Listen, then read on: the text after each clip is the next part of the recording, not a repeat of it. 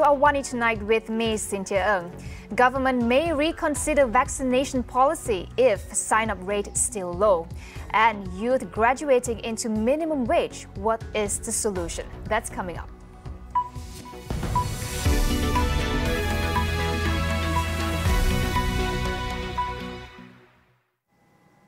The government will reconsider the vaccine registration policy if the sign-up rate for COVID-19 vaccination is not satisfactory. Minister in charge of immunization, Khairi Jamaluddin, said the assessment would be done in July as the level of demand is more than supply at the moment. So far, more than 2.9 million senior citizens and individuals with comorbidities have registered for Phase 2 of the National COVID-19 Immunization Program, while over 100,000 persons with disabilities have registered to be vaccinated. A total of 9.4 million vaccine recipients are targeted in the second phase.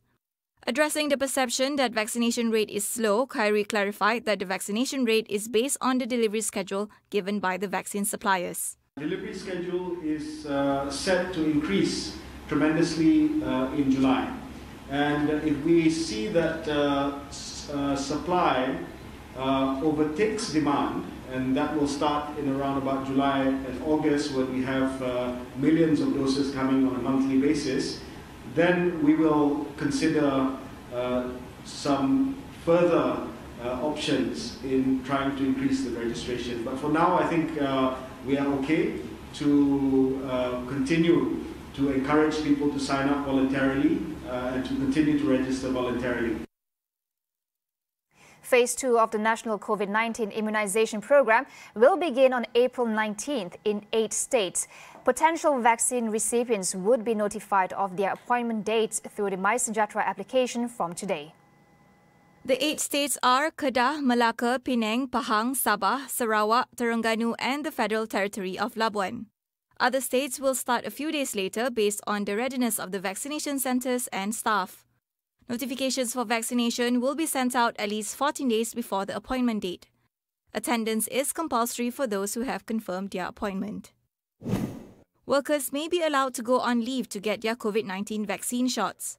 Minister in charge of immunization, Khairi Jamaluddin, said he will bring the subject up with the Human Resources Ministry to enable workers to make their vaccination appointment. Employers cannot stop workers from keeping their vaccination appointments. Meanwhile, Khairi said he will propose to the National Security Council to allow interstate travel for people wishing to help dependents go to vaccination centres. This is to allow for grown children living away from their aged or immobile parents to assist them to get vaccinated. The realignment of Section C of the East Coast Rail Link has been approved today. According to the Transport Ministry, the section will be restored to its original alignment through Northern Selangor, which was approved in 2017 by the Barisan National Government. The original alignment for Section C will see ECRL traverse from Mentakap to Port Klang via Bentong, Gombak and Serenda, compared to the southern alignment via Negeri Sembilan and Putrajaya, which was proposed under the Pakatan Harapan government. Transport Minister Datuk Sri Reconsider had previously denied that the realignment was a political move to sway voter constituencies such as Gombak, Kapar and Klang. He said the northern alignment is expected to carry 26 million tonnes of cargo freight and 5 million passengers in its first year of operation, which is far higher than the 9 million tonnes of freight forecast for the southern alignment during the same period. The 665-kilometre-long project is divided into 3 sections. Section A, which runs from Kota Baru in Kelantan to Dungun in Terengganu, Section B from Dungun to Mentakap in Pahang, and Section C straddling Mentakap to Port Klang in Selangor. The project will cost an estimated 50 billion ringgit and is expected to be completed in December 2026. Selangor, however, is not on board with the realignment of the ECRL. State Executive Councillor Teng Chang Kim, in a Facebook posting, said the federal government is behaving like a bully for unilaterally making the decision, despite Selangor's opposition to the northern alignment. However, Transport Minister Datuk Sri Reconsider stated that his ministry has met with Selangor state agencies 37 times over the past 9 months to resolve their concerns. All 5 million students are back in school today since the third wave of COVID-19 hit Malaysia. While this may be good news to many, Health Minister Datuk Seri Dr. Adam Baba signalled a worrying increase in COVID-19 clusters involving schools, with 20 new ones announced in March and April so far. What have we learned for the past year when it comes to our children's education, and how can we better prepare for future emergencies so that our students won't get left behind? We speak to Parent Action Group for Education President Datin Nur Azimah Abdul Rahim. Online learning, no TV pendidikan or didik TV can replace face-to-face teaching. Although there are risks, still it is important that children are safe in school. We have to consider academic learning, mental health issues, and the home environment. And it would appear that the best for kids is to be in school. We cannot assume that everything was fine when we moved to online learning, because it wasn't. Hardly any learning has been done for the past year. Unless and until there is a concerted effort to recoup what was lost in the past 12 months, there is little to expect. This may be either in the form of a lighter curriculum and more effective teaching, where the crucial areas need to be prioritized and taught in depth. Cut out the time that was used for relief, teaching, banter, trivialities, and absenteeism of teachers. This is evident as must not be forgotten, where TIMS had earlier indicated that Malaysia had globally lost 3 years of learning. And this is before the pandemic. Imagine where we are now. Datin Azimah said that in order for Malaysia to prepare for future emergencies, access to online learning should be better enhanced. Equip schools with top speed connectivity, give devices to students for daily use, including for their families, ensure data storage is adequate so that offline learning can be conducted, and maybe even structure schools to be nearer to homes and accessible to students should the need arise for learning to be conducted nearer to home. The Court of Appeal today dismissed former Prime Minister Datuk Seri Najib Razak's application to adjourn the hearing of his appeal against his conviction and sentencing with regard to the SRC international case. The three-person bench presided by Dato' Abdul Karim Abdul Jalil made the ruling when lead defence counsel Tan Sri Muhammad Shafi Abdullah raised the application.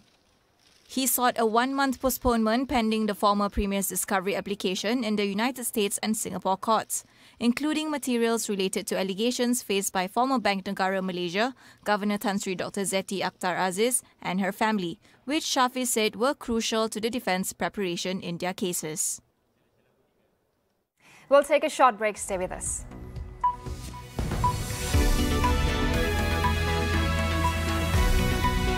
Ke depan. Induk ni adalah Melayu. Balik kepada Islam. This is orang yang membuat polisi. Kalau itu yang dikehendaki, fine. Mungkin kita berbeza pandangan. Tapi kita mempunyai kuasa yang boleh menentukan budaya di masa hadapan. Polisi yang mesra wanita, sudah tentu dia akan datang daripada pemimpin wanita.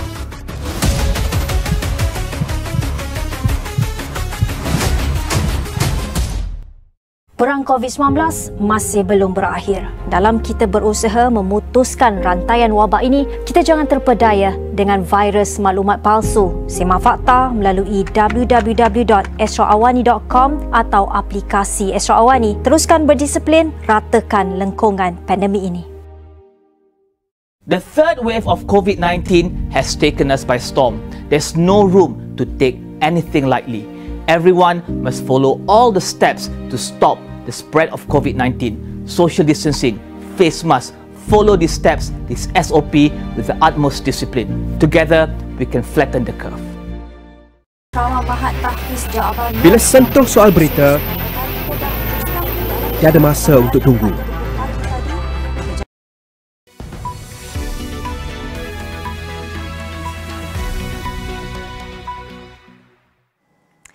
Welcome back. Talks about widening gaps in the current labour market among the youth have intensified following the revelation that salaries of fresh graduates have now fallen below the government's set minimum wage of 1,200 ringgit. Now, according to a recent report on future labour market, it found that 18 to 30-year-olds struggled to secure jobs last year. Not only that, the study also found that 70% of current job seekers comprise of youth. What is causing this problem? Professor Dr. M. Nias Asadullah weighs in. There's great inequality in the labor market that the capacity to protect and look after, one's employment in times of crisis is not equally distributed within the economy. Only a minority of our young workers are endowed with skills and the mindset that can help them find a job and keep it in times of crisis. For the vast majority, unfortunately, they remain highly vulnerable.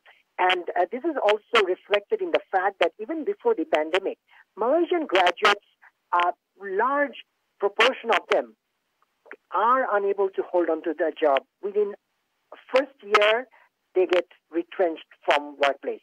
And that again highlights the fundamental gap in our education system, that even in normal times, we are not endowing our youth, our university graduates, with skills that can, A, in the first place, help them get a job, but B, most importantly, to actually retain the job. Therefore, the need to address gaps in skill sets among youths have become important to ensure they are not only able to attain good jobs, but also to retain them. All employers are interested to upskill when they believe that the graduate does not have the potential to absorb and retain, the new skill set provided. So therefore, the responsibility falls on to the state to make sure that graduates enter the labor market in the first place with the right set of skills. Only then, employers can perhaps address specific gaps in the skill set.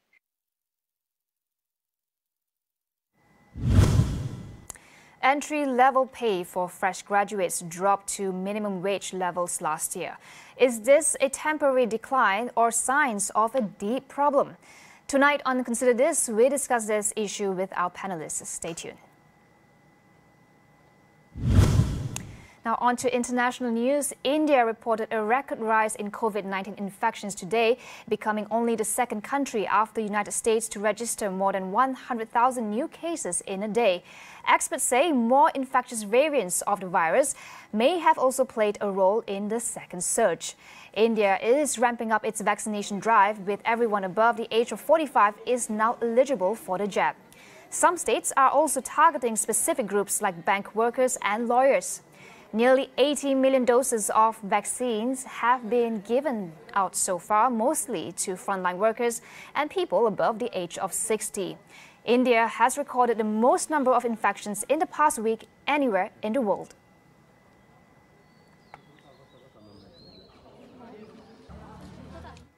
At least 100 people were killed after flash floods and landslides swept through eastern Indonesia and neighboring Timor-Leste on Sunday. In Indonesia alone, 80 people have died, with dozens still missing. Officials warned the toll could still rise. Meanwhile, at least 21 people have also died in Timor-Leste. The floods and destruction brought on by Cyclone Seroja caused water from dams to overflow, submerging thousands of houses and leaving rescue workers struggling to reach trapped survivors. The cyclone was picking up strength as it moved toward the west coast of Australia.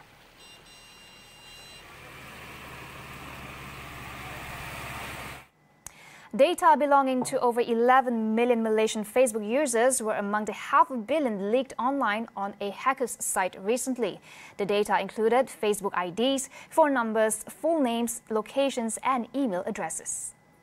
Alan Gal, co-founder and chief technology officer of Hudson Rock, revealed on Twitter that 533 million Facebook users worldwide were affected by this leak. Although Facebook said this was old news that was previously reported in 2019, Business Insider reported some of the data appear to be current. Therefore, cybersecurity experts advise users to take appropriate measures to protect themselves against possible fraud. That is all we have for you on AWANI tonight. Get the latest news updates on COVID-19 and COVID-19 vaccines from astroawani.com and Astro AWANI app. I'm Cynthia Ng. We'll see you tomorrow.